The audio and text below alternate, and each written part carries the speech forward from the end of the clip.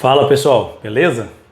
Olha só, em primeiro lugar eu queria parabenizar todos vocês que estão aqui entrando nesse grupo, nessa comunidade NR10, tá? É algo que eu já gostaria de estar fazendo há muito tempo, né? Meu nome é Jairo Marques, eu já trabalho com a parte de NR10, com treinamento, documentação, com consultoria para as empresas há mais de 10 anos, tá? Então desde 2010 que eu estou nesse ramo. Então assim, só que é algo que eu sempre pensei em fazer, falo que eu vou fazer e acaba que a gente não vai fazendo, né? E enfim, chegou o momento de eu estar aqui com vocês.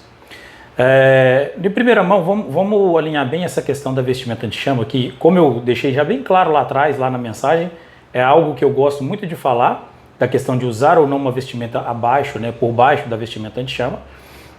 Por que eu gosto? Porque ela é algo muito polêmico, é algo que sempre dá viés de entendimentos diferentes, ok? Então vamos lá.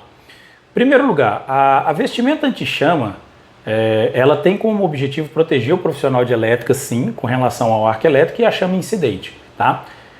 Como que a gente define isso? Uma vez que a vestimenta tem ali o seu cálculo, por exemplo, que é o número do ATPV, que é o Arc Thermal Performance Value, ou valor de proteção, valor, né, de performação, né, contra o arco elétrico, o quanto que ela suporta, ela tem um número que está ali em calorias por centímetro quadrado. Isso é energia. Tá, poderia estar em calorias, poderia estar em joule, mas foi definido por padrão, sistema internacional, calorias por centímetro quadrado. Tá? Então, por exemplo, uma vestimenta de 10 calorias por centímetro quadrado, ela vai deixar passar para a pele do profissional de elétrica, no máximo 1,2 calorias por centímetro quadrado. Tá? Isso independente da vestimenta, desde que o nível de energia que ela receba seja igual ou menor do que ela suporta. Então, por exemplo, se a vestimenta estiver aqui com 10 calorias e ela receber um arco elétrico de 10 calorias por centímetro quadrado, ela vai deixar passar, ela vai atenuar 8,8 e vai deixar passar no máximo 1,2 para a pele do profissional. Tá? Se ela tiver um ATPV de 10 e receber um arco elétrico de 8, ela vai atenuar o 8,8, então ela vai deixar passar talvez nada para a pele. Mas se ela for uma roupa de 10 e ela receber um arco de 14, por exemplo, ela vai deixar passar muito mais do que 1,2 calorias por centímetro quadrado. Jairo, o que é 1,2 calorias? O que é essa referência? A referência de 1,2 calorias significa o nível de transição entre uma queimadura de primeiro para uma queimadura de segundo grau. Tá? Ou seja, todo profissional de elétrica que venha receber um arco elétrico, caso a vestimenta esteja igual à energia recebida, muito provavelmente ele vai ter uma queimadura de primeiro grau bem próximo de uma queimadura de segundo grau. Mas o objetivo da vestimenta é proteger o profissional de elétrica contra as queimaduras de segundo e terceiro grau.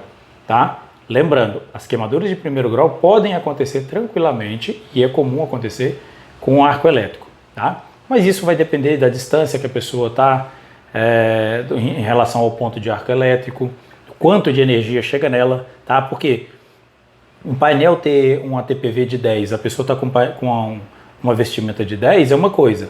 Um painel tem um ATPV de 8, a pessoa tem uma vestimenta de 10 é uma coisa, tá? Mas a pessoa está numa roupa de 10 e um painel de 10, ela está muito próximo ou ela está muito distante, tudo isso interfere no quanto de energia ela vai receber. Quanto mais distante, menor energia. Quanto maior a roupa em relação ao ATPV do painel, menos energia e assim por diante, ou seja, mais proteção, tá ok? Agora, com relação à vestimenta por baixo, primeiro vamos falar do pior cenário. O pior cenário é utilizar vestimentas sintéticas por baixo da roupa de chama. Por quê? Porque ela é plástico, ela gruda, tá? Tem-se um estudo da DuPont que fala que uma vestimenta sintética, ela muitas das vezes ela é pior do que, tipo assim, se a pessoa estivesse usando uma vestimenta sintética e recebesse um arco elétrico, tá? O estrago na pele dela é pior do que se ela recebesse esse mesmo arco elétrico nu. Ou seja, era melhor que eu tivesse sem camisa do que com uma camisa feita de material de sintético, tá? Então toma muito cuidado. Por que então a grande maioria das empresas costumam bloquear, né? Costumam proibir o uso de qualquer vestimenta por baixo da vestimenta anti-chama, tá?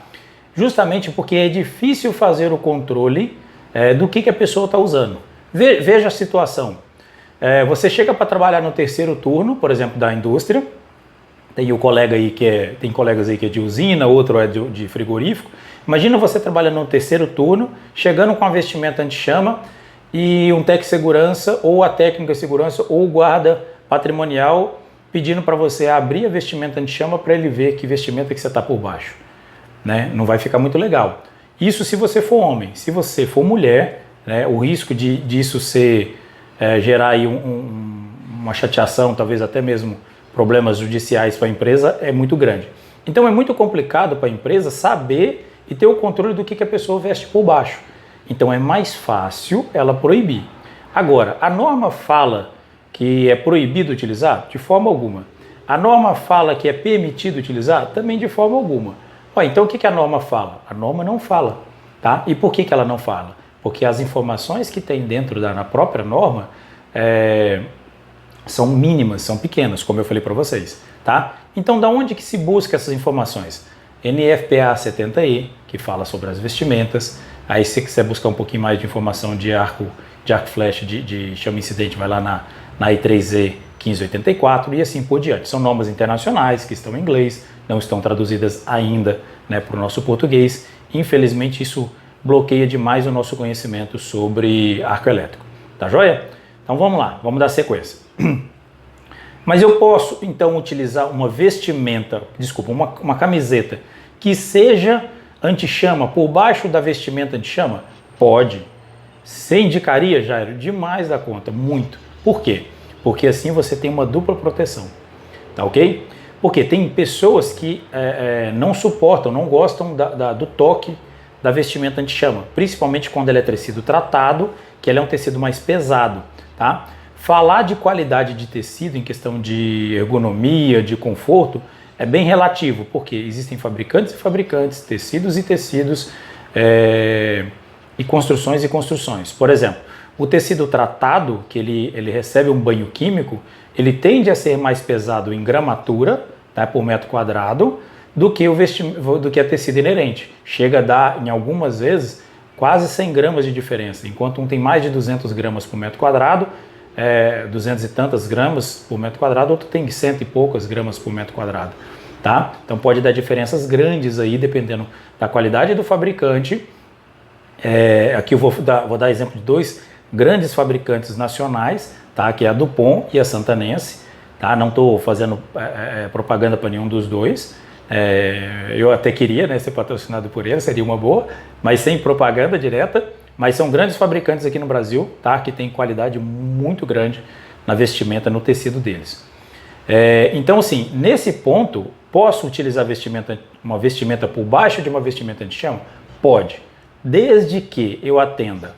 A vestimenta não pode ser sintética, não deve ter produtos sintéticos na composição, então, ou seja, ela pode ser 100% algodão? Pode. Jairo, mas você tem certeza? Ela não vai ignitar, não vai pegar fogo? Aí vai depender do quê? De como que está a sua relação da vestimenta anti-chama frente ao arco elétrico do painel.